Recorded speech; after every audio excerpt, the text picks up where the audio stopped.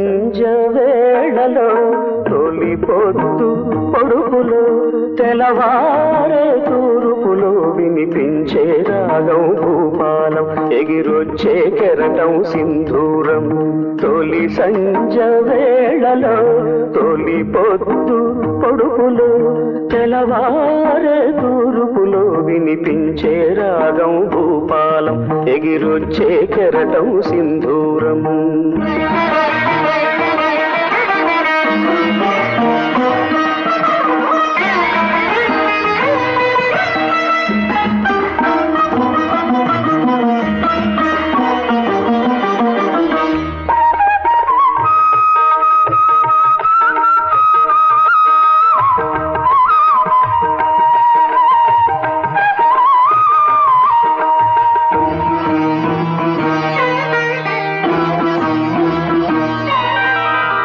జీవితమే రంగుల వలయో దానికి ఆరంభం సూర్యుని ఉదయం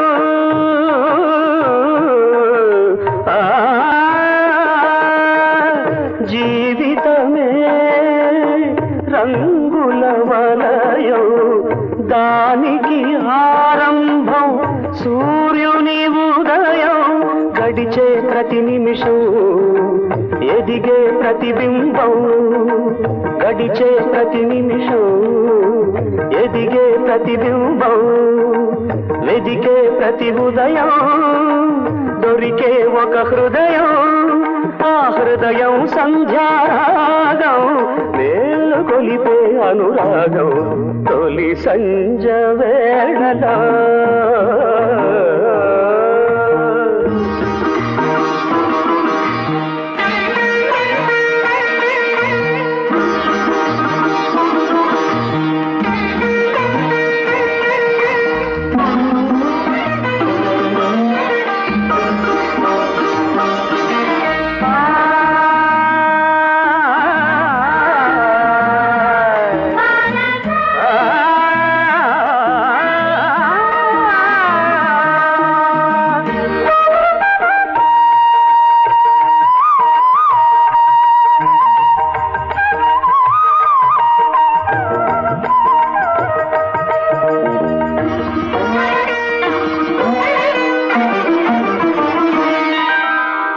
సాగరమే పొంగుల నిలయం దానికి ఆలయం సంధ్యా సమయం సాగరమే పొంగుల నిలయం దానికి ఆలయం సంధ్యా సమయం వచ్చే ప్రతి కెరటం చేరదు అది తీరం వచ్చే ప్రతి కెరటం చేరదు అది తీరం లేచే ప్రతి కెరటం అది అంటదు ఆకాశం ఆకాశంలో ఒక మేఘం మేలు కొలిపే అనురాగం తొలి సంజ వేళలో తొలి పొద్దు పొడుపులో తెలవారే తూర్పులో వినిపించే రాగం భూపాలం ఎగిరొచ్చే కెరటం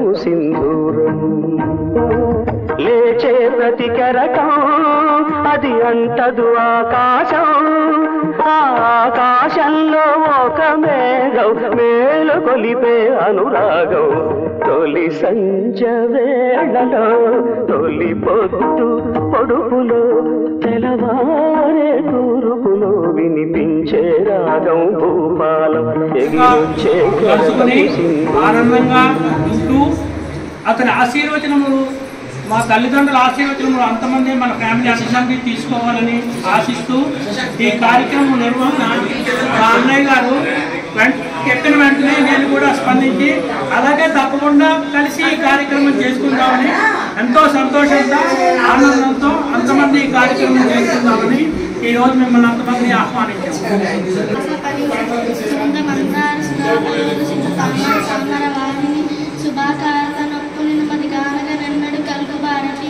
శాంతాకారం భుజగసేనం పద్మనాభం సురేశం విశ్వాకారం గగన సదృశం మేఘవర్ణం శుభాంగం లక్ష్మీకాంతం కమలనయనం యోగి విజ్ఞానగమ్యం వందే విష్ణుం భోగేహరం సర్వలోకైకనాథం. ప్రార్థన కార్యక్రమం అయింది. ఇప్పుడు ఈ కార్యక్రమ నిర్వహణ ముఖ్యమైన వ్యక్తి మా అన్నయ్య గారు వచ్చి ఆశీనులు కమ్మని ప్రార్థిస్తున్నాను.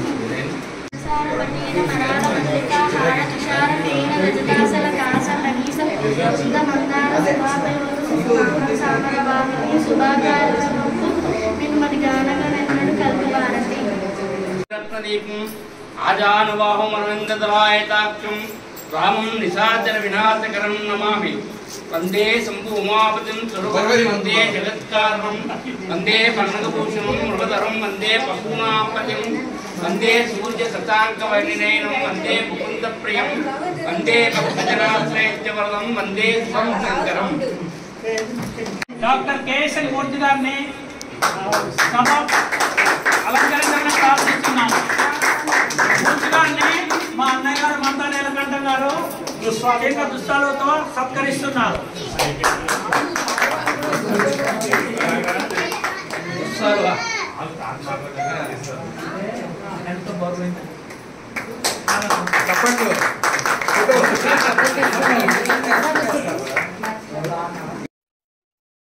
రామ కథ శ్రీరామ కథ, రామ కథ శ్రీరామ కథ. ఎన్నిసార్లు ఆలించిన గాని, ఎన్ని మార్లు దర్శించిన గాని తనివి తీరని దివ్య కథ, కన్నుల విందో పుణ్య కథ. రామ కథ శ్రీరామ కథ, రామ కథ శ్రీరామ కథ.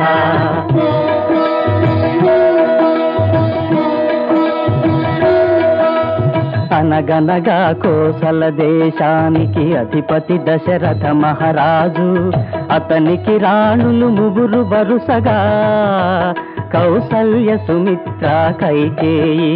పుత్రకామి అయి యాగము చేసి పొందెను పాయస పాత్ర.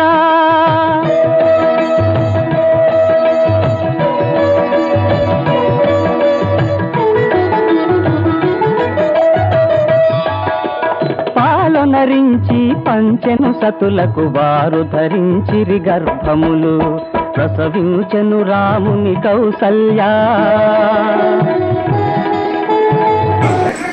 చిన్న ఇంట్రొడక్షన్ బుక్ లాంటిది. అతను చేసిన పనులు మనకు అంతమంది కావాలి, తెలియాలి, పిల్లలకు తెలిస్తే మంచిగా మారుతారు, మంచిగా ఉంటారు, మంచి పనులు చేస్తారు, 10 మందికి ఉపయోగపడతారు అనే ఉద్దేశంతో చిన్న బుక్ తయారు చేశాం.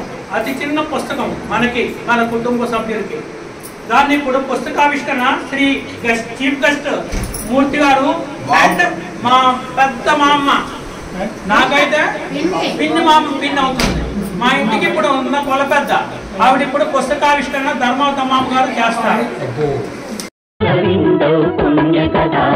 రామ కథ శ్రీరామ కథ, రామ కథ శ్రీరామ కథ.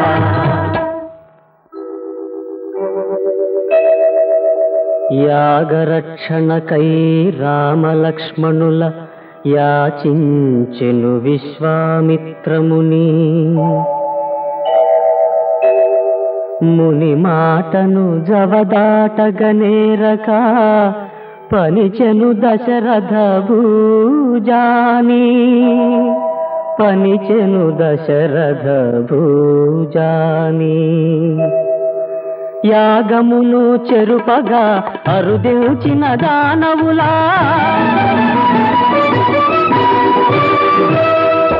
యాగమును చెరుపగా అరుదించిన దానవుల మదమణచి దాశరథి మునుల దీవెనలు పొందే. గురువరుతో రఘువరుడు పురహరుని ధనువును అరయగా మిథిలాపురి దారి పయనమాయే.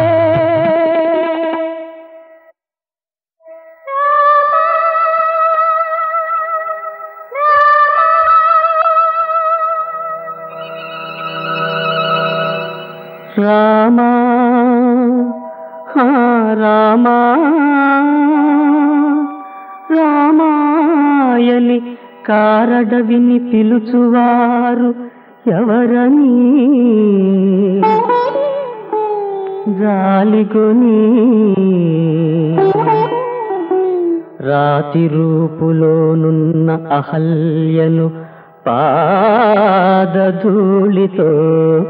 పావని గావించెను.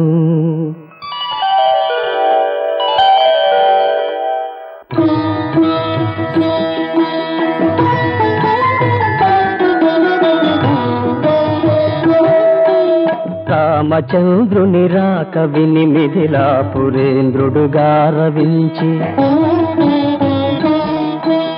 రామచంద్రుని రాక విని మిథిలాపురేంద్రుడు గారవించి, హరధనుస్సున నారి చేరుకు మనసు యాచించే. చదువుకి ఆద్యంతం పునాది మా సీతారామూర్తి మాస్టారు, మా పెద్దనాన్నగారు. తర్వాత అంతటి వారు మా నీలకంఠం అన్నయ్య గారు, మా చిదంబరం అన్నయ్య గారు. మా నీలకంఠం అన్నయ్య గారు మా సీతారామూర్తి మాస్టర్ తర్వాత అంతలా నిలబడి మాకు అన్ని విధాలుగా సహాయ సహకారాలు అందించి మేము ఇంత వాళ్ళం అవడానికి మాకు అవకాశం ఇచ్చారు. అయితే మా పెద్దన్నయ్య గారితో మాకున్న అనుబంధం రిలేషన్షిప్, బ్రదర్షిప్. అయితే మా చిన్నన్నయ్య గారితో మాకున్న అనుబంధం ఫ్రెండ్షిప్. మా చిన్నన్నయ్య గారు మాకు అన్ని గైడ్ చేసేవారు, ఎలా చదువుకోవాలి ఏంటి. మా పెద్దన్నయ్య గారు మాకు ఎలా ఉండాలి, ఎలా బతకాలి, ఏం చెయ్యాలి ఇలాంటివి నేర్పారు. ఒక ప్లాట్ఫామ్ సీతారామూర్తి గారు అయితే, రెండో ప్లాట్ఫామ్ కందాల సుబ్బారావు గారు. మా బావగారు కేసీహెచ్ ఏవిఎస్ఎన్ మూర్తి గారు ఇక్కడే ఉన్నారు. మాకు లైఫ్ ఇచ్చింది ఆయనే. ఈ ఊరు మేము రావడానికి కారణం, ఇక్కడ స్థిరపడడానికైనా, జేఎన్టీలో జాయిన్ అవడానికైనా, మళ్ళీ చదువుదాని నుంచి కంటిన్యూ చేయడానికైనా వాళ్ళ పెద్దల తాలూకా బాధ్యతను వాళ్ళు తీసుకొని, ఒకవైపు మా పెద్దన్నయ్య, మరొక వైపు మా బావగారు కేసీహెచ్ ఏవిఎస్ఎన్ మూర్తి గారు, వాళ్ళు కనుక ఇక్కడ లేకపోతే మాకు తెలిసిన వితిన్ 15 days మేము విశాఖపట్నం వెళ్ళిపోయాము హైదరాబాద్. వాళ్ళ వల్లే ఈ రోజు ఇంకా ఉద్యోగ ప్రస్థానానికి వస్తే నాకు మొట్టమొదటి ఉద్యోగం ఇచ్చింది మా చిన్నన్నయ్య. బిహెచ్పీలో ఎక్కించారు నాకు ఉద్యోగం త్రూ సబ్ కాంట్రాక్ట్. తర్వాత I work in NDT, non destructive testing, వాటిల్లోని hydraulic testing, pressure vessel testing, అలాంటి వాటిల్లో కొన్నాళ్ళు పనిచేసాను. ఎక్కువ రోజులు కాదు, బట్ ఆ రోజుల్లో అది చాలా గొప్ప విషయం. నేను చదువుకున్న రోజుల్లోనే నాకు ఉద్యోగం ఎక్కించారు. అంటే దీని అంతటికీ మూలం ఎవరు? మా పెదనాన్న.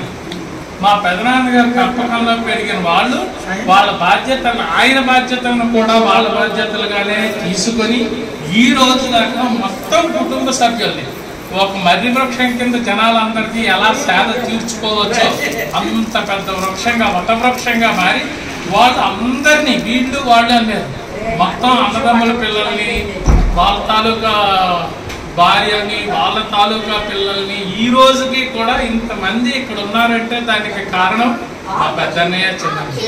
ఇది విన్నా కూడా రేపు ఎన్నో కుటుంబాలను చూస్తున్నాం. ఒక్కసారి మనం వెళ్ళిపోతే వాళ్ళ వైపు వెనక్కి తిరిగి మళ్ళీ మనం చూడం. అలాంటిది 50 సంవత్సరాల తర్వాత కూడా మనం ఇక్కడ కలిసి ఉన్నాము, ఇక్కడ కలిసి మాట్లాడుతున్నాము అంటే దానికి 2 కారణాలు. ఇక్కడ ఉన్న వాళ్ళందరూ కూడా మా పెద్దన్న ఇంట్లో ఓ రోజు ఉంటే మా బావగారు వాళ్ళ ఇంట్లో మరో రోజు ఉన్నారు. పొద్దున్న ఎక్కడ తింటే రాత్రి అక్కడ తిన్నారు. కందాల సుబ్బారావు గారు అందరికీ ఉద్యోగాలు ఇచ్చారు. అసలు ఈ ఊర్లో ఒక మనిషి నిలబెట్టాలంటే మా అన్నపూర్ణమ్మ అంటే మా వదిన గారు అన్నం పెడితే వాళ్ళు ఉద్యోగం ఇప్పించారు. వాళ్ళిద్దరూ లేకపోతే ఈ రోజు ఇక్కడ ఉన్న వాళ్ళు ఎవరు లేరు అన్నది నా అభిప్రాయం. అసలు ఈ స్టేజ్ వరకు ఎవరు రాదు. అయితే మా పెదనాన్న గారు, మా గురువు గారు కూడా మా క్లాసులు కూడా చెప్పారు. ఆయన మాకు చెప్పిన సిద్ధాంతం ఒకటే, నువ్వు గొప్ప విషయాలు ఏమి చెయ్యక్కర్లేదు, తప్పుడు పనులు చేయకుండా ఉంటే చాలు. నువ్వు గొప్ప వ్యక్తి అవుతావో ఎవరికీ తెలియదు. నీకున్న పరిధిలో నువ్వు ఎదుటివాడికి అన్యాయం చేయకు. కూడా సీతారామూర్తి మాస్టర్ వరుడు లేకుండా, అతను నువ్వు అనకుండా కనీసం సేవ కూడా కదలదు, కళ్ళే పెట్టాడు. అంత గొప్ప వ్యక్తి. ఆయనకి అన్ని కోణాలు ఉన్నాయి. ఆధ్యాత్మిక కోణం ఉంది, సాంస్కృతిక కోణం ఉంది, సామాజిక కోణం ఉంది. అందరికీ సహాయం చేయాలనే ఆతృత ఉండేది. చేయగలిగేవారు, చేసేవారు. ఇప్పుడు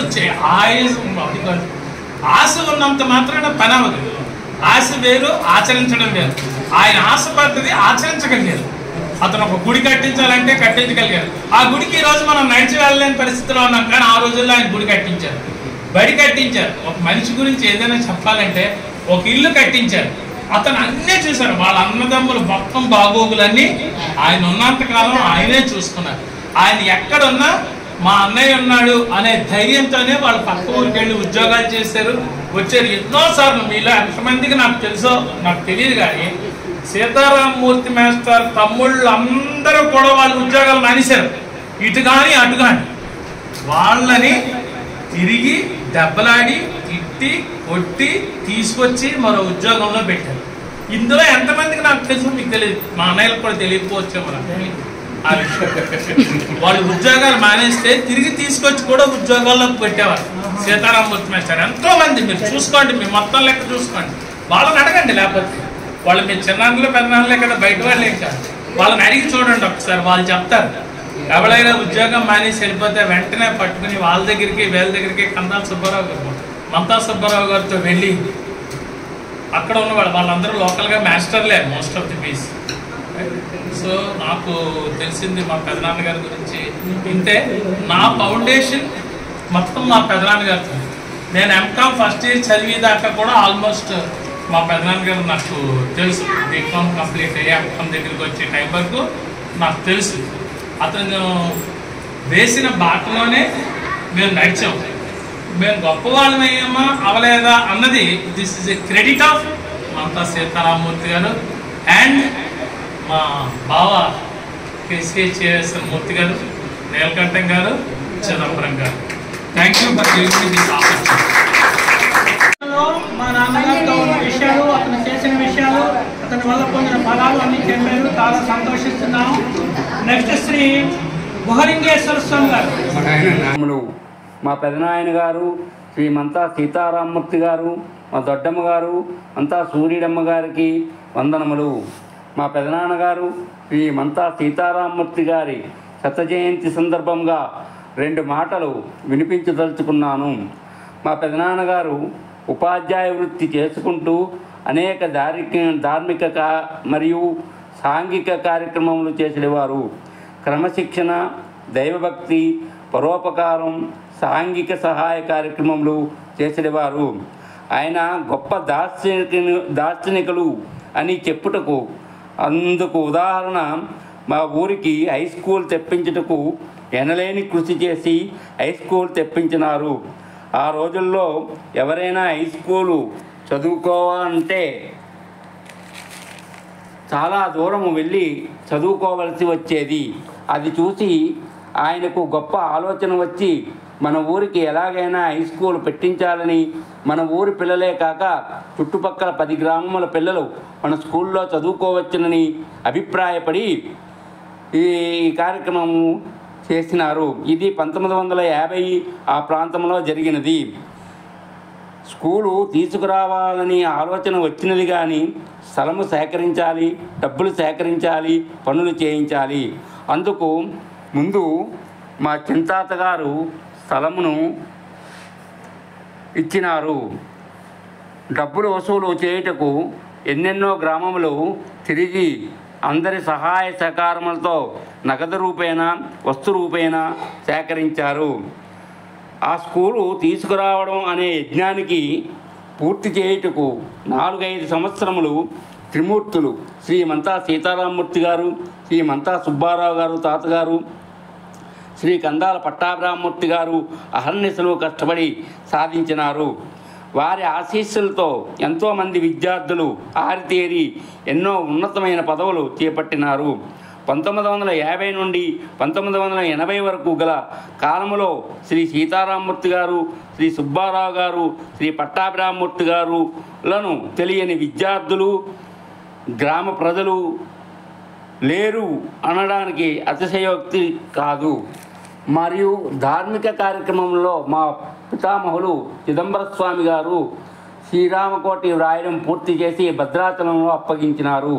అలాగే మా పెదనాన్నగారు కూడా శ్రీరామకోటి వ్రాయడం పూర్తి చేసి భద్రాచల రాముడికి అప్పగించిరి. మా రేగ గుహలింగేశ్వర స్వామి వారి తీర్థము జరిపించుట, కొండ మీద శ్రీరాముల వారి గుడిలో శ్రీరామనవమి ఉత్సవములు, కళ్యాణములు జరిపించుట చేసేవారు. మా చిన్నప్పుడు మాకు ఉదయమునే నిద్రలేపి బాలరామాయణము, విష్ణు సహస్రములు చదివిపించేవారు.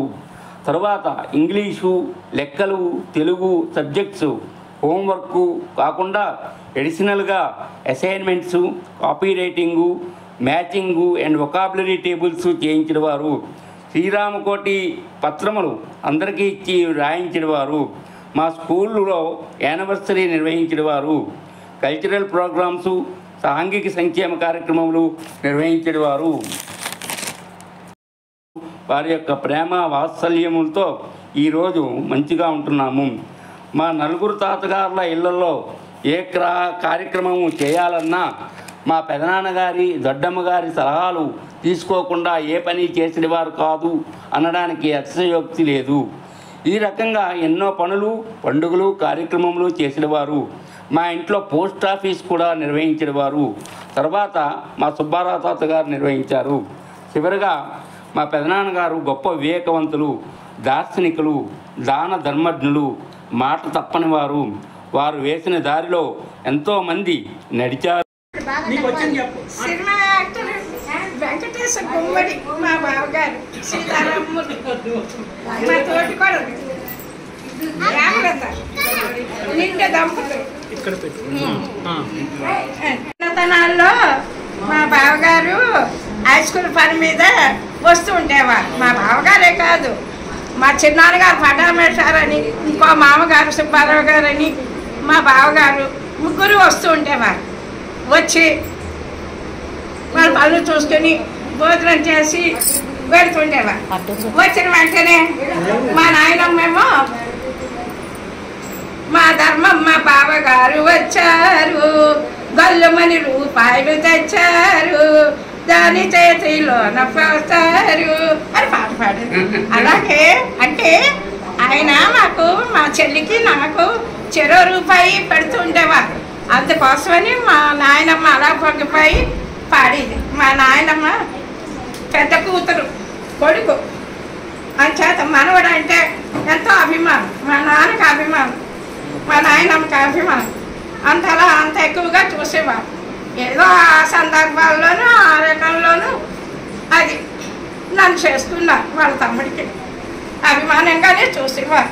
అది తండ్రి అంటే భక్తి, తల్లి అంటే భక్తి, తండ్రి అంటే అన్నదమ్ములంటే ప్రేమ, మరదలంటే మంచి, కొడుకులంటే కుద్దిరంగా కొడుకుల్ని చూసేవారు, గొప్పగా కోడలను చూసేవారు. ఎంతో పెద్ద స్థాయిలోకి ఎదిగారు. అయితే మా పెదిరెళ్ళపాలెం అంటేనేమి, మా నీలకంఠపురం అంటేనేమి, కల్లేపల్లి రాగా వాసులు అయితేనేమి అందరూ కూడా ఆయన పేరు చెప్పుకుని ఎంతో మంది పేద విద్యార్థులు చదువుకుని పెద్ద స్థాయిలోకి ఎదిగారు, పెద్ద పెద్ద ఉద్యోగాలు చేశారు. నన్ను 6వ క్లాస్లో మా పెద్దనాన్న గారు జాయిన్ చేశారు. నాకు వైజాగ్లో ట్యూషన్ చెప్పారు. ఆయన తిట్టి కొట్టి చేసి నాకు మా చంద్రమాకి అమ్మలు ఇంతమందికి చేసి ఆయనేమో విష్ణు శాస్త్రం చెప్పేవారు, బాలరామాయణం చెప్పేవారు, రామకోట రాశారు. మా గోలింగేశ్వర స్వామి గుళ్ళో అభిషేకాలు అవి చేసి ఎంతో గోలింగేశ్వర క్షేత్రం పెద్ద స్థాయిలో తీసుకొచ్చారు. మా తాతగారు, మా పెదనాన్నగారు అంతా సీతారామూర్తి వేశారు. అంటే అందరికీ కూడా కల్లెపల్లి రాగ వాసవులు అయితేనేమి, పెద్దపాలెం అయితేనేమి, నీలకంఠపురం అయితేనేమి అందరూ కూడా ఆయన్ని పేరు చెప్పుకొని ఎంతోమంది ఉద్యోగాలు చేసి బతుకుతున్నారు. అది రామకోట ఏమో రాశారు. హలో, నేనంతా చిరంజీవి గారు మనవరాలని, వాళ్ళ నాన్నగా అబ్బాయి కూతుర్ని, అంతా సుబ్రహ్మణ్యం గారు అమ్మాయిని, మా పెద్దగారు అదే చిరంజీవి గారు రాశారు రామకోట అని విన్నాను. తర్వాత మా పెద్దన్న గారు రాశారు రామకోట అని విన్నాను. తదుపరి మా పెద్దన్నయ్య వదిన నాకు పుస్తకం ఇచ్చారు, అది కంప్లీట్ చేశాను. ఇప్పటికి 10 లక్షలు రాశాను. ఇంకా జీవితంలో 1,00,000 కోటి నాకు రాయాలని అనిపిస్తుంది. ఆ పెద్దన్న గారు ఆయన ఆశీస్సులు నాకు జీవితంలో విజయ జీవితం శుభ్రంగా గమ్యంగా ఇవ్వాలని, ఆశీస్సులు నాకు ఇవ్వాలని కోరుకుంటున్నాను. ఆయనగా నేను కోటి పూర్తి చేయాలని అనుకుంటున్నాను. అదే నా సంతోషం.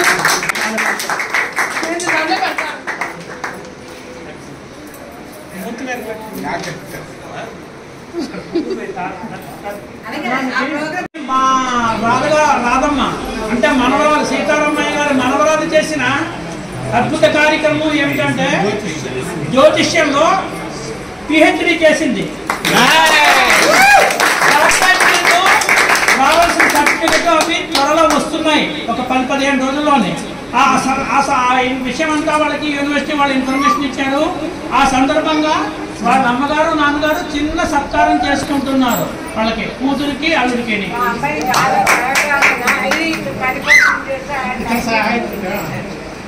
హలో హలో సెంథిల్ గారు, మా అన్నయ్య గారు అల్లుడు గారు సెంథిల్ గారు కూడా అస్ట్రాలజీలో అనేక రకాల బుక్కులు చదివి ఇద్దరు కలిపి అన్యోన్యంగా ఉంటూ అస్ట్రాలజీలో అభివృద్ధి సాధిస్తూ ముందుకు వెళ్తున్నారు. ముందు డాక్టరేట్ మా రాధమ్మ గారు చేశారు, తర్వాత డాక్టరేట్ సెంథిల్ చేసి ఎంతో మందికి సహాయ సహకారం ఆ రూపాయన అందించాలి, సలహాలు ఇస్తూ. మోడల్ మార్చేది. Very good.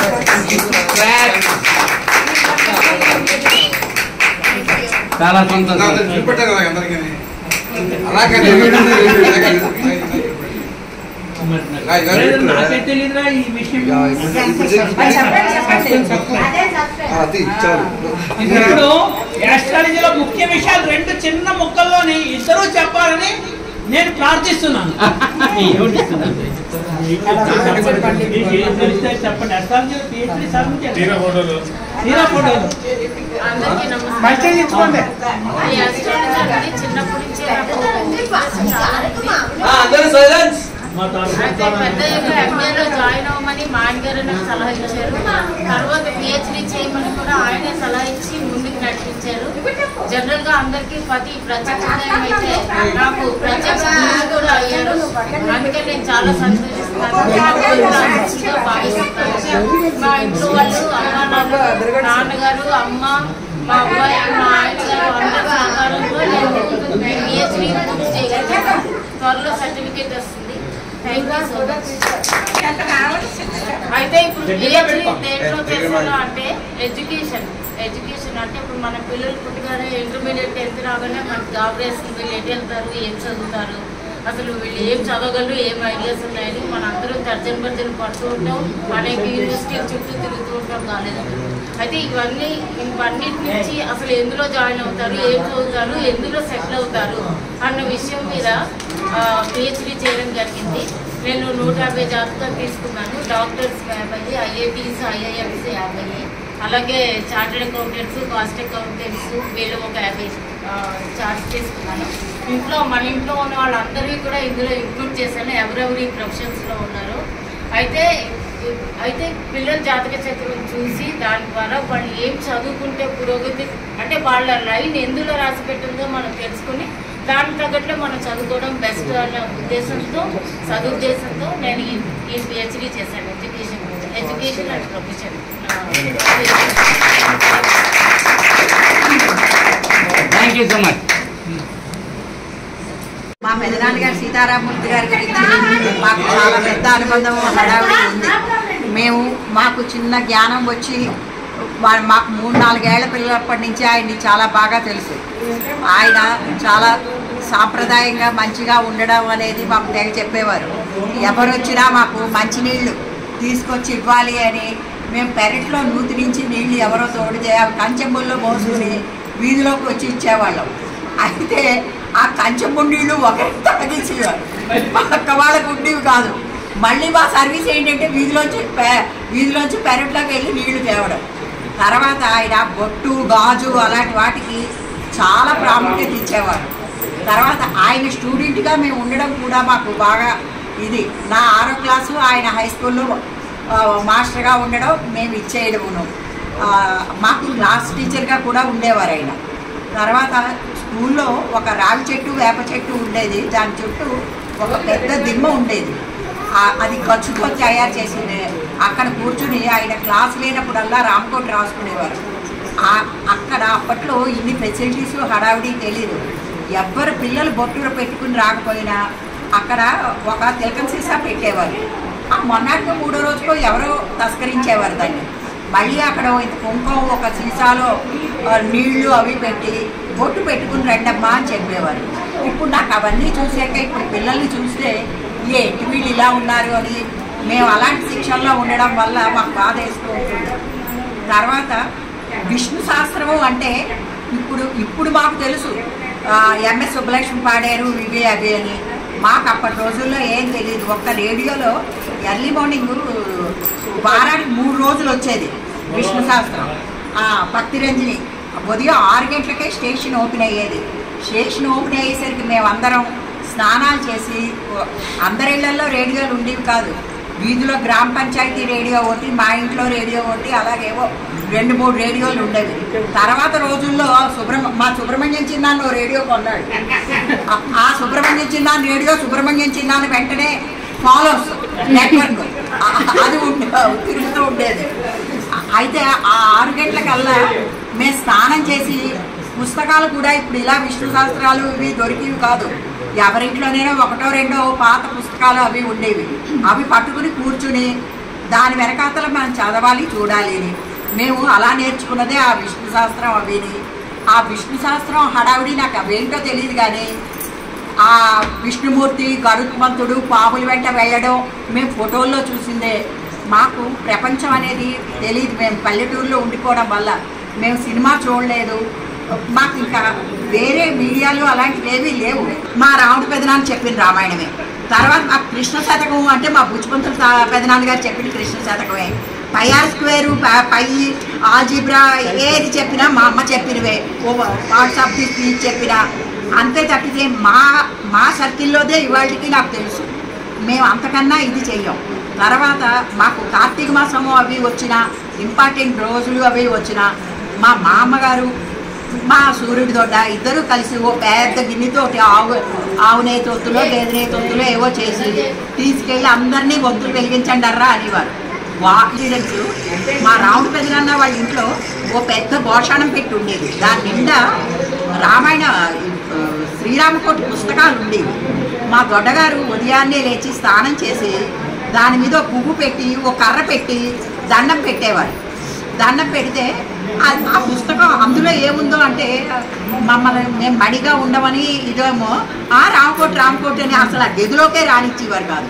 అయితే మధ్యాహ్నం సాయంకాలంలో అయితే ఆ తలుపు వేసేసేవారు, పెట్టి తలుపు. దాని మీద వెళ్ళి కూర్చుండిపోతామేమో అని రామకోట్రా అనేవారు. ఆ రామకోటి ఏంటో కూడా చూడాలని అనిపించింది. తర్వాత మాకు 6th క్లాస్కి వాటికి వచ్చాక మా పెదనాన్నగారు మాకు పుస్తకాలు అవి ఇచ్చి రామకోటి రాయమని చెప్పేవారు. మేమందరం చిన్నప్పుడు చాలాసార్లు రామకోటి రాసాం. చెప్పాను కదా, ఇప్పుడు ఆపదాం భారతారం శ్లోకం అప్పుడు చెప్పడం అది రాయడమే. శ్రీరామ రామ రామేతి రాయండర్రా కిందని ఆయన చెప్పడం ఆయన రాయడమే మాకు తెలుసు. ఇంకా అంతకన్నా పెద్ద మాకు తెలియదు. తర్వాత ఆయన రిటైర్మెంట్ అదో పెద్ద విషయం. అయితే మా ఊళ్ళో ఆయనకి రిటైర్మెంట్ చేయడం అవన్నీ ఇంతట్లో మా కజిన్ సత్య పరిగెట్టుకుని వచ్చాడు. ఏంట్రా అంటే ఇవాళ మన పెదనాన్నకు అవమానం జరుగుతోందిట అని. ఏమిట్రా అవమానం ఏమైందని చెప్పి మేము పరిగెడితే సన్మానం అది. ఇవాళ రాముడి పెదనాన్న గారికి రిటైర్మెంట్ సన్మానం హై స్కూల్ వాళ్ళు చేస్తారు. వాడికి ముందు తెలిసిందనమాట. వాడు పరిగెట్టుకుని వచ్చి అవమానం అవుతోందో అని. అది అవమానం కాదు, సన్మానం అన్న సంగతి మాకు తర్వాత తెలిసింది. సూర్యుడి దొడ్డతోటి మా రాముడి పెదనాన్న గారితో మాకు చాలా ఇది. తర్వాత ఆయన రోజు వేప చిగురు తినేవారు. ఎందుకర్రా అంటే ఇది ఆరోగ్యానికి మంచిది, వేప చిగురు తినాలి, ఇచ్చేయాలని. అయితే మేము వేప చిగురు తినలేకపోయేవారు, కానీ వేప పళ్ళు తినేవారు. తర్వాత ఆయన అవసరం తీసుకొచ్చాక ఆయనకి క్యాన్సర్ వచ్చిందనే విషయం తెలిసాక ఆ క్యాన్సరు చాలామంది నాకు అప్పట్లో ఏం చెప్పారు అంటే అది సినిమా వాళ్ళకి వస్తుంది, సినిమాల్లో నాగేశ్వరరావుకే వచ్చే రోగం, అది ఎవ్వరికి రాదు అని చెప్పారు. అయితే అది అలాగేమో అనేసి మా పెదనాన్నగారి నాడు మా నాన్నగారి నాడు కూడా నేను చాలా భ్రమపడ్డాను. కానీ ఆ పెద్ద లిస్టులోకి వెళ్ళిన వాళ్ళల్లో మా వాళ్ళు ఉన్నారనే సంగతి తర్వాత నాకు అర్థమైంది. ఆయన రిటైర్ అయిపోవడం, వైజాగ్ రావడం, ఆయన బ్యూటీ కాలేజీలో పనిచేసేవారు. ఆయన బ్యూటీ కాలేజీలో పనిచేస్తూ నేను కాలేజీ నుంచో టైప్ ఇన్స్టిట్యూట్ నుంచో వచ్చే టైమో వెళ్ళే టైమో నాకు ఆయన రోడ్డు మీద కలుస్తూ ఉండడం, ఎలా చదువుతున్నారు అడుగుతూ ఉండడం, బుద్ధిగా ఉండాలమ్మా, ఎవరిని కన్నెత్తి చూడకూడదు, ఇవి చేయకూడదు అని చెప్తూ ఉండడం, ఇవన్నీ మాకు ఆయన చెప్పిన గుణగణాలు ఇవన్నీ చాలా మంచిది. తర్వాత ఆయన గాజువాకలో పనిచేస్తూ ఉండేవారు. ఆ గాజువాకలో పనిచేస్తున్నప్పుడు కూడా మమ్మల్ని గాజువాక స్కూల్కి తీసుకెళ్ళారు. గోపాలపట్నంలో పనిచేస్తున్నప్పుడు గోపాలపట్నం స్కూల్కి మేము వెళ్ళాము. అలాగా మాకు ఆయనతో చాలా మంచి బయటికి వెళ్ళడం చేయడం ఇవన్నీ కూడా. ఇప్పుడు నేను మీకు అందరికీ నా ఇది అనిపిస్తుందేమో కానీ కాన్వెంట్ జంక్షన్కి వస్తే ఆ చావులమల్లికి అప్పట్లో ఆయన మమ్మల్ని వైజాగ్కి వచ్చినప్పుడు అక్కడ దిగి గాజువాకి వెళ్ళేవారు అనమాట. ఆ జంక్షన్లో దిగి మమ్మల్ని అక్కడి నుంచి బస్సు ఎక్కించి 2వ నెంబరో 3వ నెంబరో గాజువాకి తీసుకెళ్ళారు. ఇప్పటికే ఆ జంక్షన్ చూస్తే నాకు ఆ సీన్లే గుర్తుకొస్తుంటాయి. ఆ విధంగా అలాంటి పెద్దవాళ్ళందరినీ మనం స్మరించుకోవడం చేసుకోవడం ఇవన్నీ మాకు చాలా ఇంత అవకాశం రావడం. అయితే ఇవాళ అవకాశం అని కాదు, మేము ప్రతిరోజు వాళ్ళని స్మరించుకుంటూనే ఉంటూ ఉంటాం. అలాంటి వాళ్ళ ఇంట్లో ఆ ఇంటి ఆడపిల్లగా పుట్టడం, మేము ఉండడం చేయడం ఇవన్నీ మాకు ఇంత మంచి లైఫ్లో అవన్నీ రావడానికి వాళ్ళ సుగుణాలే మా కారణమని నేను సర్వదా నమ్ముతున్నాను. కానీ అతను చేసినట్టు చెయ్యాలి అని నా ఉద్దేశం. అతను చిన్న వయసులోనే చాలా మంచి పని చేశాడు. మా మరిని అడిగాడు, ఇన్ని పనులు చేశారు కదా, మరి అమ్మ ఏమి సహకారం ఉందా లేదా, అమ్మ ఏమైనా మరి ఆవిడ గురించి ఎందుకు రాయలేదని. జనరల్గా లేడీస్ గురించి ఎవరు ఎంత చేసినా కూడా అదే ఇక్కడ అప్రోస్తుంది. లేడీస్ వెనకాల ఏ బొమ్మలు ఆచమానం కూడా చేయలేదు, ఆచమానం కూడా చేయలేదు మగవాడు. అయితే అది ఇక్కడ అప్రస్తుతం. ఆయన చాలా మంచి పని చేశారని చెప్పుకున్నాం కదా. అవన్నీ పేదవాళ్ళు ఎవరైనా ఇంటికి వస్తే పిల్లల చేత వేయించేవారు, బియ్యం కానీ డబ్బులు కానీ. ఎందుకంటే పిల్లలకి దానం అలవాటు, పిల్లలు మంచి పనులు చెయ్యాలి. అలాగే పిల్లలకి మంచి మంచి పనులు చేయబడేది. కానీ ఇప్పుడు ఉన్న పరిస్థితులను బట్టి చాలామంది పిల్లలు చేస్తే నీకెందుకుగా చదువుకోకుండా అంటున్నారు. పెద్దవాళ్ళు చేస్తే ముస్తాడు వైపే కదా, రామాకి ఇష్టం అనుకుని కూర్చోకూడదా, నీకు ఇది అవసరమా అని అడుగుతున్నారు. ఏది కరెక్ట్ కాదు. అందరూ అలాగే అనుకుంటే మన దేశానికి స్వతంత్రం వచ్చేది కాదు, ప్రత్యేక తెలంగాణ వచ్చేది కాదు, విశాఖ ముక్కు వచ్చేది కాదు. కాబట్టి ఇన్ని చెట్లు, ఇన్ని ఫలాలు, ఇన్ని నీరు, ఇన్ని అసలు వాళ్ళకి మనం అనుభవిస్తూ ఉంటే పెద్దవాడు కావచ్చు. ఆ రోజు వాడు చేశారు కాబట్టి ఈరోజు మనం అనుభవిస్తున్నాం. అంటే ఈరోజు ప్రతి పిల్లలు కూడా ఉత్సాహంతో ముందుకు వెళ్ళాలి. అలాగే ఖాళీ అయిపోతారు తల్లిదండ్రులు, మాలాంటి వాళ్ళు ఉంటాం. మాకేం తీరిపోయింది, మీ కాళ్ళకడ్డంగా మేము పడ్డాం, మా కాళ్ళకడ్డంగా మీరు పడ్డాం తప్ప. వాళ్ళు ఉత్సాహం వచ్చి ఏదైనా పని చేస్తే చేయనివ్వండి. మీ ప్రికాషన్లో మీరు వాళ్ళు ఉంచుతూ, మీరు పెద్దవాళ్ళకి వచ్చిన రెస్పెక్ట్ వాళ్ళకి ఇస్తూ, వాళ్ళని జాగ్రత్తగా చూసుకుంటూ వాళ్ళు చేయవలసిన పని చేయనివ్వండి. నాన్న నీకు ఎందుకు ఎండ, నీకు అవసరమా అని వెనక్కి రాకపోదు. అలాగే పిల్లలు చేస్తుంటే నీ చదువు పడైపోతుంది వెనక్కి. ఇంకా మా మామగారి మీద రెస్పెక్ట్ ఉంటే అతను చేసిన పనులు కొన్నే చేసి ఉంటాయి. దాన గుణం, ధర్మగుణం, అందరికి సహాయం చేసే అలవాటు చేయాలని అసలు పెద్దపడంగా మనం ఈరోజు పొందుపరుచుకొని మేము ఉన్నాము. నెంబర్ 2, మా నాన్నగారు చిదంబర స్వామి గారు మా తాతగారు. మా తాతగారి వాళ్ళ నాన్నగారు బుచ్చి తాతగారు, బుచ్చిబాబు గారు అంటారు. అతను పెద్ద ల్యాండ్ లార్డు. ఆ చుట్టుపక్కల 50-60 గ్రామాలకి కమాండర్ లాగా ఉండేవారు అనమాట. అతను కొనుక్కున్నారు 1936లో రామాయణం. 1936లో రామాయణం కొన్నారు. ఆ రామాయణాన్ని మా తాతగారికి రామభక్తి ఉన్నాడని మా తాతగారికి చదువుకొని ఇచ్చారు. అతనేమో మా నాన్నగారికి ఇచ్చారు. ఇప్పుడు మా అన్న దగ్గర, నా దగ్గర భద్రంగా దాచుకున్నాం. కానీ వయసు 100 సంవత్సరాలు కూడా చక్కగా బతుకుతున్నాం. అది రామభక్తి. మా నాన్నగారు కానీ తాతగారు కానీ రామభక్తి. సో మేము ఆ రాముడు నమ్ముకుని మా బంధువులు కానీ మా ఊళ్ళో వాళ్ళందరూ కానీ బతుకుతున్నాం. ఆ రాముడి యొక్క ఆశీస్సులు మన అంతమందికి ఉండాలని ఎప్పుడూ ప్రార్థిస్తూ ఉన్నాను. మా నాన్నగారికి ఇష్టమైన సుందరకాండ సరదాగా నేర్చుకుంది మా మనవరాలు సమితమ్మ ఇప్పుడు పాడుతుంది. అలాగే విష్ణు శాస్త్రం కొంతవరకు మాత్రం నేర్చుకుంది. ఈ 2 ఇప్పుడు చెప్తుంది. అలాగే హనుమాన్ చాలీసా కూడా నేర్చుకుంది. మా నాన్నగారికి ఇష్టమైన ఈ 3 నేర్చుకుంది. చిన్నగా పాడుతుంది. దానికి వచ్చిన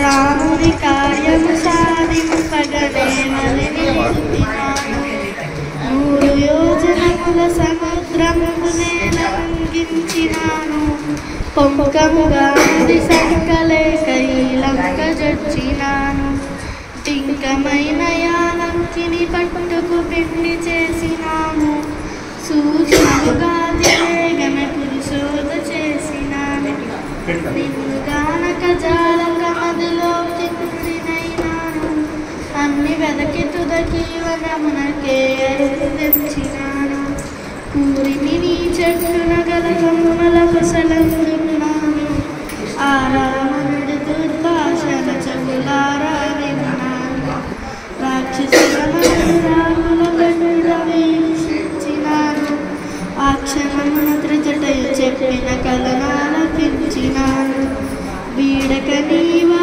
రామలక్ష్మణుల వేడుక విన్నాను జాడలెరిగి జానకి నీవే సంతసించినాను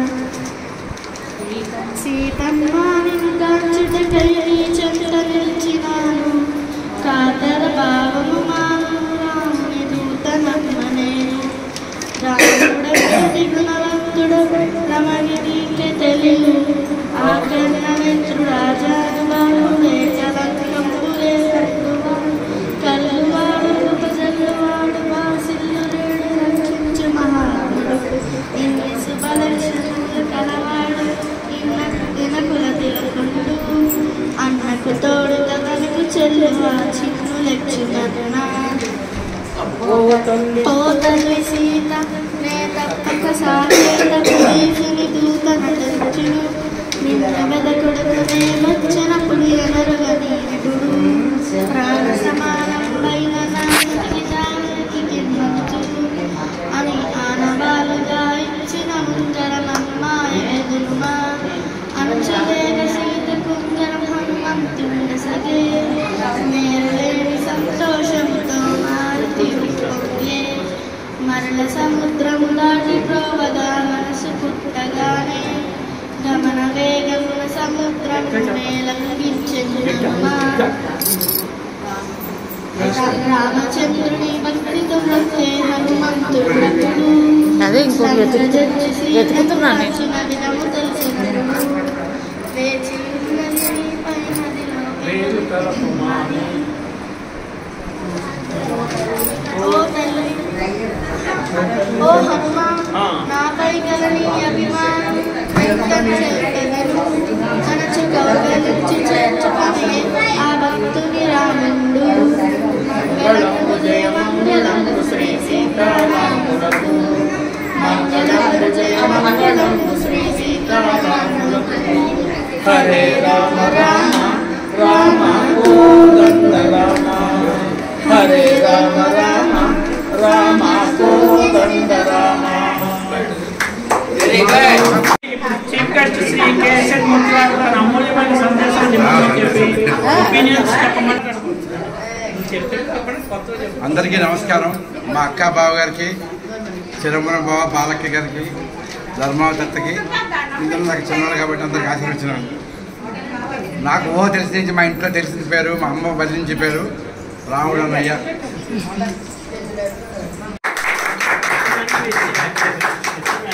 మా ఇంట్లో మా అమ్మ రోజు బదిలించే పేరు రాముడు అన్నయ్య. అయితే వెన్నో తొలుతున్న రోజు మళ్ళీ 70లో మా అక్క పెళ్ళిలో మా బావని అదే ఫస్ట్ టైం చూడడం, అందరినీ ఫస్ట్ టైం చూడడం. రాగలో అందరూ ఆడవాళ్ళందరూ నూతిదే మగవాళ్ళు ఎవరెవరి పని సరిగ్గా తెలిసాను కాదు. అంటే సూర్యుడు ఎవరు తెలియదు. 5 మా ఇంటికి మామిడి మాయ 77లో వచ్చారు ఫస్ట్ టైం పెళ్ళైన తర్వాత. ఓ రోజు 77 అయితే ఫస్ట్ టైం కాదు, ఓసారి 77లో వచ్చినప్పుడు ఇలా మారుస్తాం. మీ ఇద్దరం కూడా మా ఇద్దరు గుడి ఉన్నారన్నమాట. ఆ గుడి దగ్గరికి వెళ్ళినాం. గుడి అంతగా అప్పట్లో పెద్ద ఆదరణ ఉండే గుడి కాదు, ఆయన మూసేస్తున్నారు గుడి అనమాట. నేను చెప్పలేకపోయాను వాడికి ఓపెన్ చేయాలని చెప్పేసి. ఇక్కడి నుంచి రావడం అయ్యా చాలా పెద్దగా స్వాగతం మొదలుపెట్టారు. దాంతో వాడు భయపడిపోయి మూసింది గుడిని తెలిసాడండి. ఆ పూజారి వాడు వెళ్ళిపోయేవాడు ఇంటికి. 10:30 అయిపోయింది ఆ రోజు కార్యక్రమం అయిపోయింది.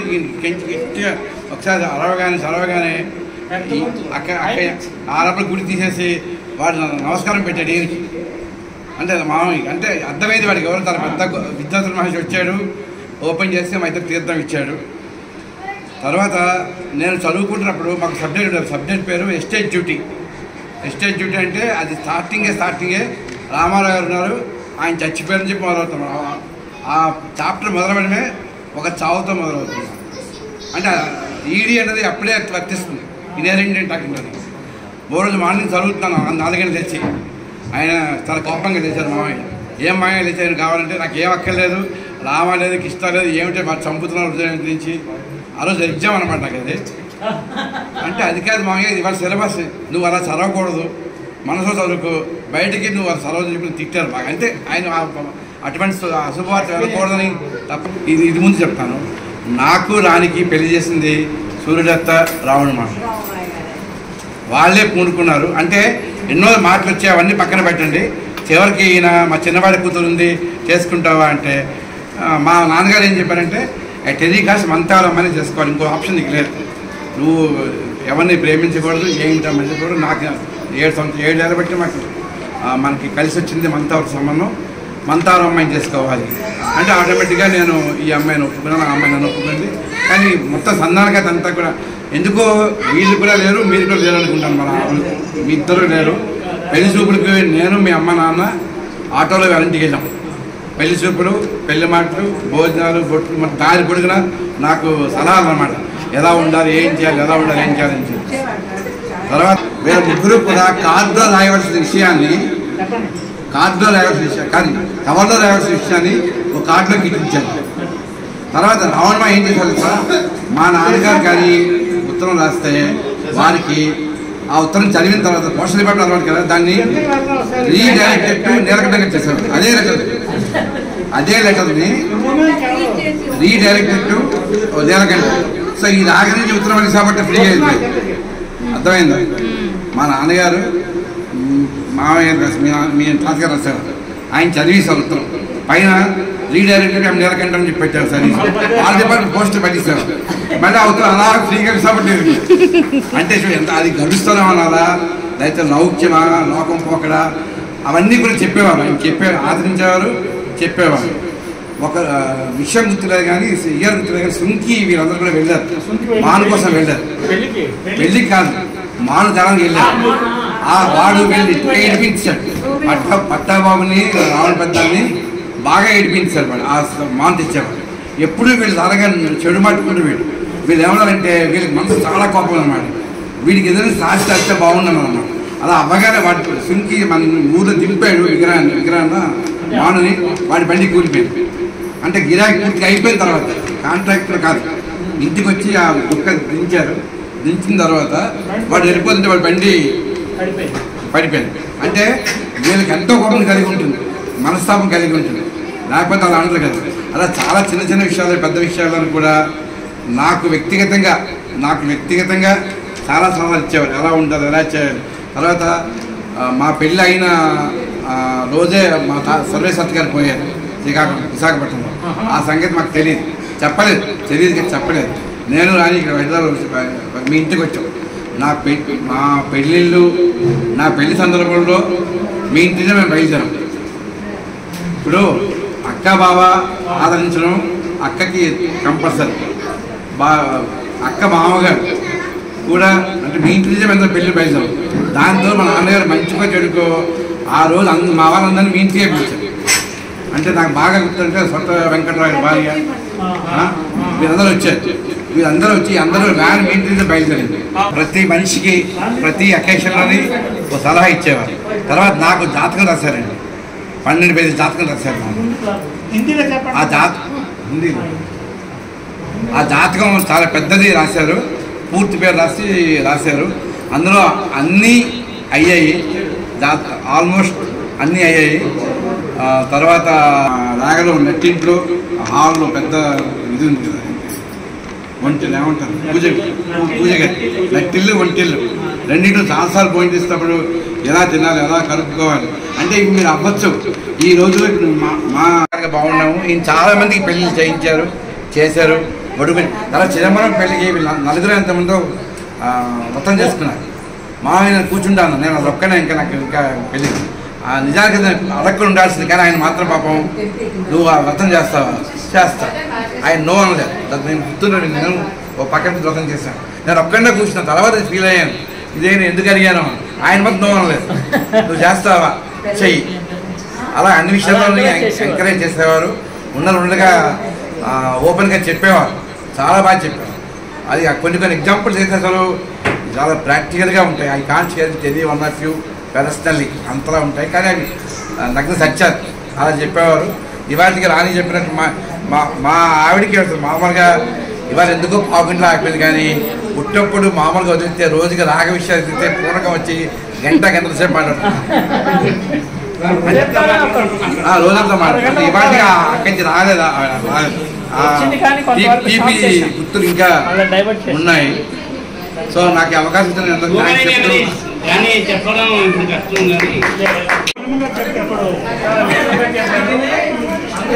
ఎలాగ మనిషి ఉండాలి, ఎలాగ జీవితాన్ని సరిగ్గా కావాలి, ఎలాగ తప్పులు చేయకూడదు, ఎలాగ బోల్తా పడకూడదు, ఇటువంటి విషయాలు డైరెక్ట్ గా ఇండైరెక్ట్ గా హింట్స్ ఇచ్చేవారు.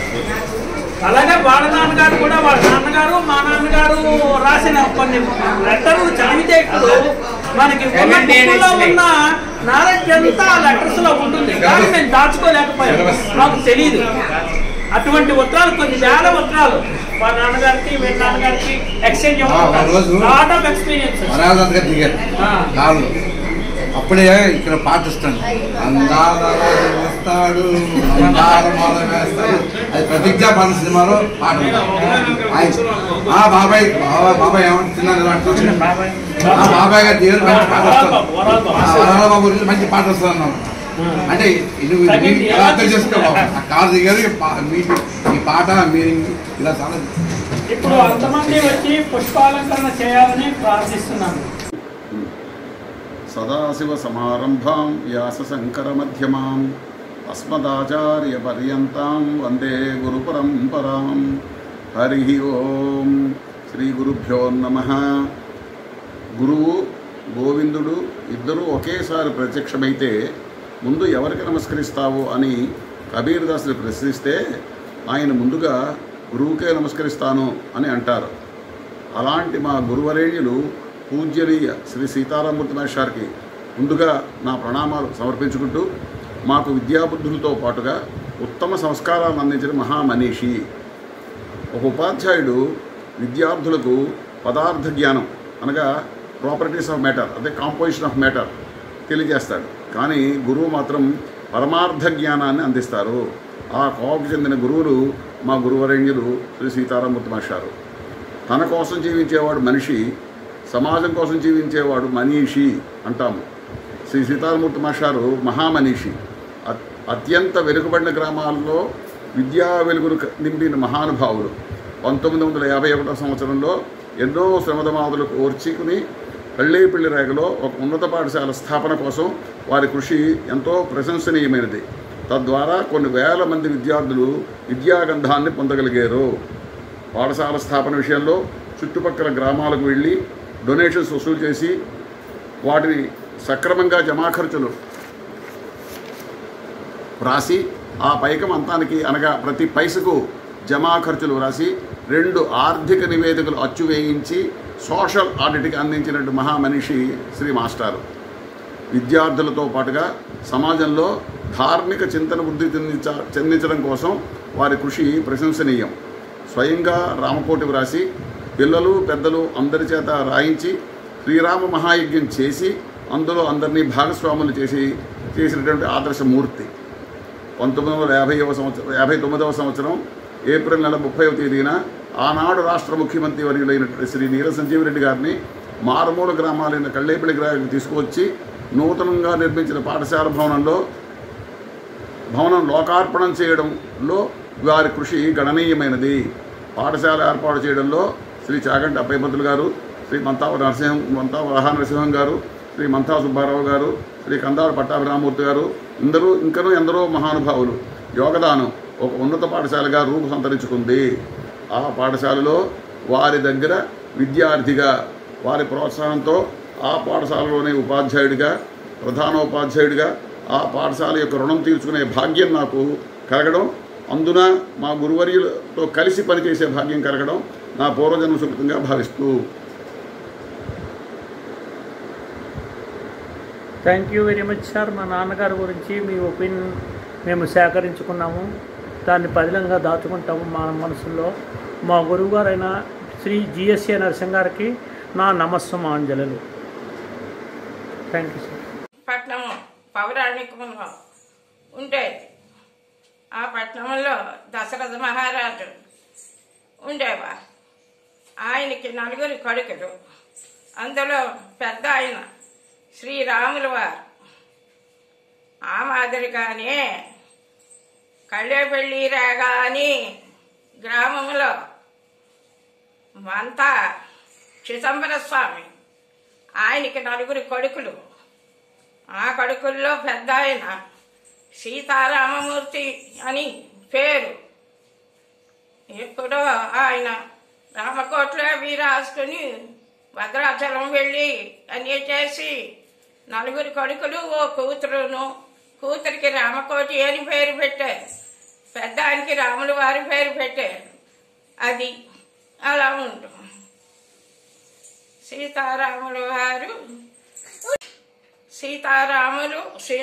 సీతారామమూర్తి సూర్యకాంతం అని దంపతులు. ఇంటికి పెద్దవాళ్ళు. అది ఆ దంపతులు ఆది దంపతులు, పుణ్య దంపతులు, నిండు దంపతులు, ఇంటికి నిండైన దంపతులు. అటు వారికి నా జీవిత కాలము వారిని స్మరించుకుంటూ స్కూల్లో దగ్గరగానే, ఇంటికి దగ్గరగానే హై స్కూల్లో పనిచేస్తుండేవారు. టీచర్ పని ఆయనతో సమానం అయిన వాళ్ళు టీచర్లు. కొత్త వాళ్ళు ఎవరైనా వస్తే వాళ్ళని పీల్చుకొచ్చి వాళ్ళ ఇల్లు అవి చూసుకుని వాళ్ళు వచ్చే వరకు కూడా భోజనాలు పెట్టించేవారు. వారం పిల్లలకి వారం చొప్పున భోజనాలు పెట్టించేవారు. అలా ఓ 10 రకాల పిల్లలకి పెట్టించారు. అది నేను చూశాను. రామకోటి రాసి పెద్ద పందిరి వేసి పీటలు వేసి దానిలో సకానికి పుస్తకాలన్నీ పెట్టి పూజ చేసి ఆ పుస్తకాలన్నింటికి కళ్యాణం చేసి పట్టాభిషేకం చేసి పూజలు చేసి సంతర్పణ చేశారు. అది నాకు తెలుసు. మీదని రాముల వారి దేవాలయం దగ్గర స్తంభం ఎప్పుడో పెట్టింది, పడిపోయిందని మళ్ళా ఆ స్తంభాన్ని ప్రయత్నించి ఆ స్తంభం నిలబెట్టారు. 2 అది 3 మా ఇల్లు ఎప్పుడు రామాయణంలాగే నడుస్తూ ఉండేది. మా మామగారు దర్శన చేసేవారు. దేవుళ్ళని స్నానం చేయించి పూజ చేసి మధ్యాహ్నం మళ్ళా పూజ చేసి మహానైవేద్యం పెడుతూ ఉండేవారు. మా అత్తయ్య గారు ఏమో లక్ష్మీ పూజలు చేస్తూ ఉండేవారు. మా బావగారు తెల్లవారు లేచి సుప్రభాతము, రాముల వారి మేలుకొలుకులు, గౌరీ మేలుకొలుకులు చదువుతూ ఉండేవారు. స్నానం చేసి వచ్చి 2 మందార పువ్వులు తీసుకొచ్చి పట్టాభిషేకం పట్టం రాముల వారి ఫోటో ఉండేది. ఆ పక్కనే వాళ్ళ నాన్నగారి ఫోటో ఉండేది. ఆ 2 ఫోటోలకి మందార పువ్వులు పెట్టి రామాయ రామభద్రాయ రామచంద్రాయ అని ఆ శ్లోకం చదివేవారు. ఇలా ఉంటుండగా సుందరకాండ పారాయణ చేసేవారు, రామాయణం పారాయణ చేసేవారు, విష్ణు పారాయణ చేసేవారు. ఇవన్నీ నిత్యము పూజలు. చైత్రమాసంలో శ్రీరామ కళ్యాణాలు చేసేవారు. కార్తీక మాసం వస్తే శివునికి అభిషేకములు, మారడాల పూజలతో సోమవారం చేసి, కార్తీక మాసం సోమవారాలు చేసి వైద్య బ్రాహ్మణుని పిలిచి భోజనాలు పెట్టేవారు. మరి సాయంకాలం వేళ వెళ్ళి దీపారాధన చేసేవారు శివుని కోవిల్లో, శివకేశవుల్లో. ఇవి ఇలాగ ఉంటూ ఉండగా మరి ఎక్కడో ఏ పెద్ద పాలమో ఏ లక్ష్మీపేట ఏవో మేము చూడలేదు, అందుకు అలా చెప్తున్నాను. రాగి చెట్టు, వేప చెట్టు అని ఆ చెట్టుకి కళ్యాణం చెయ్యాలని కళ్యాణం చేయించి అక్కడ సంతర్పణ చేశారు. తర్వాత మా ఆడపడుచుకు ఒకే కూతురు. ఆ పిల్లకేమో కళ్యాణం వచ్చింది, పెళ్లి వారు వచ్చారు చేసుకుంటామని. ఆ పిల్లకి ముందు వారు ఎవరని జాలికొని రాతి రూపులోనున్న అహల్యను పాదధూళితో పావని గావించెను.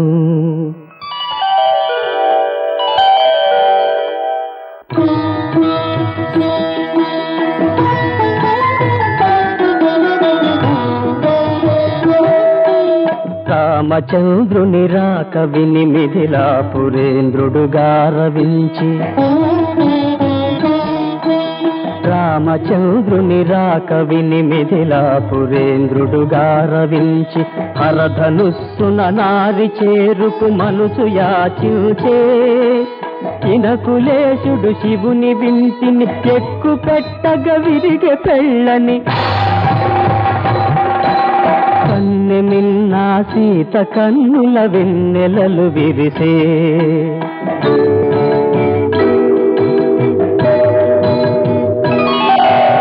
కన్నె మిన్నా సీత కన్నుల వెన్నెలలు విరిసే. అవని జాతను జనక భూపతి రవికులేశుని రాణి చేసెను. సీతతో సాకేత నగరికి చేరె దాశరథి, సీతతో సాకేత నగరికి చేరె దాశరథి. రామకథ శ్రీరామ కథ, రామ కథ శ్రీరామ కథ. ఎన్నిసార్లు ఆలించిన గాని, ఎన్ని మార్లు దర్శించిన గాని, కనివి తీరని దివ్య కథ, కన్నుల విందో పుణ్య కథ. శ్రీరామ కథ, రామ కథ శ్రీరామ కథ. రాము మూపున రాజ్యము మోపగ తలపోసెను ముది మహారాజు. రాము మూపున రాజ్యము మోపగ తలపోసెను ముది మహారాజు. రామరాజ్యమే రానున్నదని హర్షించిరి కోసల ప్రజలు.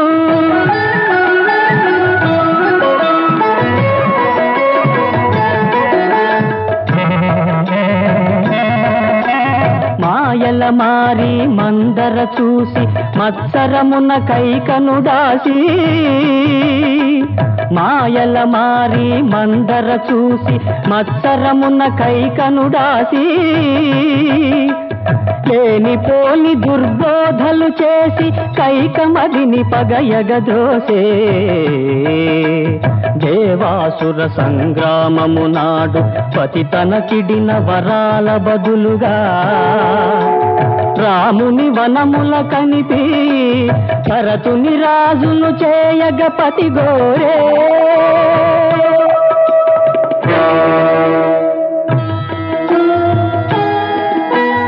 ఎన్నో తీరులను నయించిన కన్నీటను పాదాల కడిగినా, చిన్న రాణి మది మారు పజాలక. రామా రామా రామాయలి నరపతి మూర్ఛిల్లే. రామాయని నరపతి మూర్ఛిల్లే.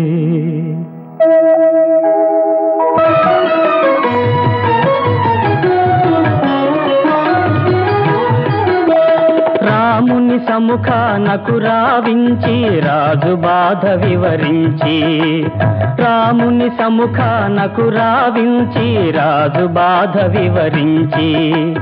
తండ్రి మాట పాలించుట కొమరుని తగవని పలికెను కైకేయి.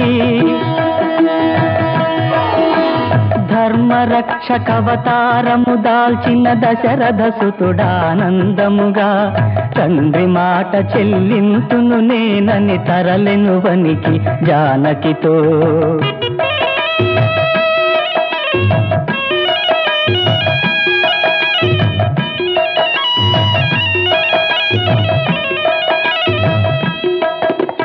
మును ముందు సుమిత్రానందనుడు తన వెనుకను మిథిలా రాజసుత నడువగ చేరెను శ్రీ రఘురాముడు పావన గంగా తటిని పావన గంగా తటిని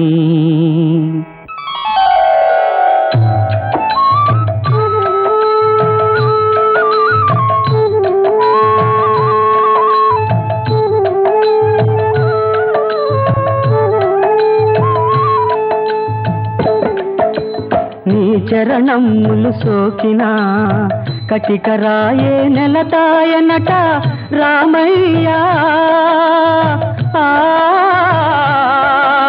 ఆ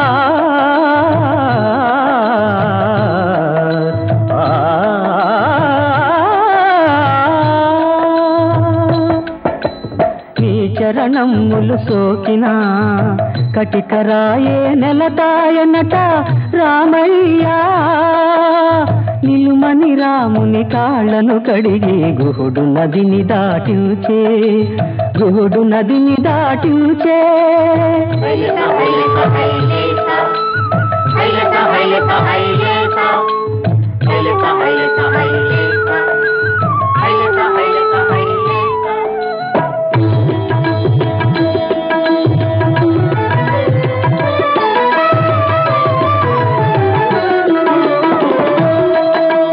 తల్లి దురాశను తండ్రి యోగము విని భరతుడు మది నొచ్చుకొని ఆ